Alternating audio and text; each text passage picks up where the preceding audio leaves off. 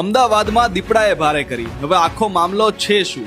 19 જુલાઈની રાત્રે શેલાના શરણદીપ સોસાયટીમાં દીપડો દેખાયો. તેમાં સ્પષ્ટ સીસીટીવી સામે આવ્યા.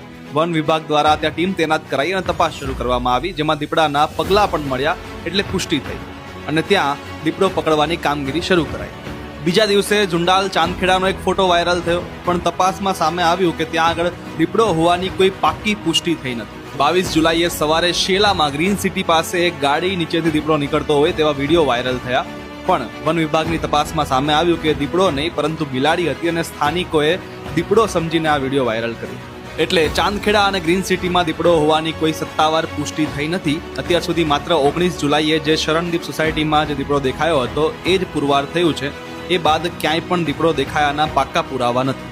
એટલે કોઈએ અફવાઓ પર ધ્યાન ન દેવા માટે અપીલ કરવામાં આવી છે અને વન વિભાગે સ્પષ્ટ કહ્યું છે કે અફવાઓ ફેલાવનાર સામે કડક કાર્યવાહી કરવામાં આવશે.